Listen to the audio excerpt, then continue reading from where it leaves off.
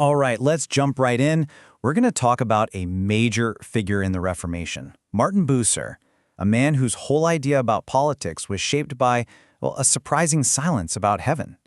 He believed government was a sacred, holy calling, but when it came to our ultimate destination, he had almost nothing to say. Kind of strange, right? So our story starts with a man at his absolute lowest point. For over 20 years, Martin Bucer had been the guy who turned Strasbourg into a major hub of the Reformation. And now, he's being kicked out. He's exiled, suspended from all his duties, all because he wouldn't compromise his faith to make a political deal. And right away, this throws a massive question on the table. It's a question that people were wrestling with all through the 16th century, and honestly, we're still wrestling with it today. When the rules of the state crash into the convictions of the church, who's supposed to back down? Bucer's whole story, his exile, is a perfect case study of that very conflict. Now, to really get why Bucer would rather be exiled than compromise, you have to understand his view of government, and let me tell you, it was anything but ordinary. This was not some academic theologian writing from an ivory tower. No, he was deep in the political trenches of his day. Just look at this number, 93. In just 6 months, he fired off 93 letters to political leaders all over Europe, in places like Constance, Augsburg, Zurich, Bern. This wasn't some hobby for him. For Bucer, engaging with the state, with the government, was a central part of his mission. And you have to hear the kind of language he used. He didn't just see government officials, or magistrates as they were called, as, politicians. He called their job the most sacred function that God could give a person. Think about that. For Bucer, being a mayor or a city council member was a holy calling, right up there with being a pastor.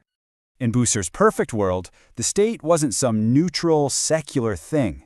Its main job, its number one priority, was to create a society where true Christianity could just flourish. The government was supposed to protect the church, promote proper worship, punish blasphemy, and make sure the gospel could be preached freely so that society could be changed from the inside out. Okay, so this vision of a perfectly blended Christian church and state, it sounds pretty good in theory, right? But Bucer was no fool. He was a really sharp political observer, and he knew there was this huge, unavoidable problem baked right into his own system. And this right here gets to his most crucial insight. Bucer realized that anyone trying to perfectly serve both the church and the state is basically set up to fail one of them. The day-to-day needs of running a city and the spiritual needs of caring for a congregation, they're often in direct conflict. You know the saying, you just can't serve two masters? So Bucer knew his own ideal was pretty much impossible. And that brings us right back to why he was exiled. See, the leaders of Strasbourg chose to serve the state. They made a deal with the Holy Roman Emperor, a power that, in Bucer's eyes, was siding with the Antichrist in Rome. When faced with that conflict, Bucer chose the church, and it cost him absolutely everything. So here we have a man who risked it all for his idea of God's kingdom on earth.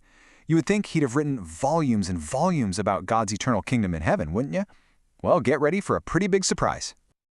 The fancy term for this area of theology is eschatology. It's the study of the last things. Death, judgment, what happens after we die. It's all about the ultimate destiny of humanity. And yet, for a guy who wrote thousands and thousands of pages on pretty much every other theological topic you can imagine, Bucer is almost totally silent on this one. Now, to get how stunning that is, you have to remember that late medieval Christianity was obsessed with the afterlife. The whole system of purgatory and indulgences was built around it. So for a top reformer to just not talk about it, that wasn't just him forgetting. That was a radical, deliberate shift in focus. So, why the silence? Well, to figure that out, it actually helps to look at what one of his very famous colleagues, John Calvin, had to say about it all. Calvin kind of gives us a window into how these reformers were thinking about eternity. Calvin for sure believed in heaven and hell, but, and this is classic Calvin, he refused to guess about things the Bible didn't spell out. He was way more comfortable describing the horrors of hell, which the Bible talks about a lot, than he was describing the specific joys of heaven, which the Bible is pretty quiet about. For Calvin, the main point was clear. We shouldn't be obsessing over the details of the next life. Our job is to focus on our duty in this one, to man our post right here on earth.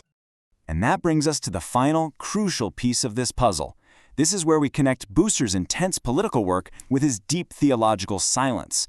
See, they aren't opposites, they are actually two sides of the very same coin.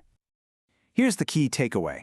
Bucer's silence wasn't an accident. It wasn't a sign he didn't believe. No, it was a deliberate theological choice. He was convinced that the primary place for a Christian to live out their faith is right here, right now, in this world. This quote really gets to the heart of how Bucer thought. He was worried that if Christians get too obsessed with just escaping to heaven, they'll become useless on earth. Our job isn't to dream about leaving, but to roll up our sleeves and serve God in the world that He made for us. This makes us what you could call pilgrim citizens. So yes, our ultimate citizenship is in heaven, but for now, we're temporary residents of this world. And that means we have obligations here. We're like pilgrims just passing through, but we still have a duty to take care of the places we're staying in. And boom, that brings everything full circle.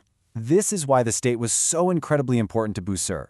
A good, well-run government helps create a society where citizens can live responsible, godly lives. The state's sacred duty is to build a world where pilgrim citizens can faithfully do the work they're called to do. And so Bucer leaves us with this really powerful challenge, one that's just as relevant today as it was 500 years ago. If our main job is to live out our faith in the here and now, what does that actually mean for how we engage with the political world all around us? That's a question every single generation has to answer for itself.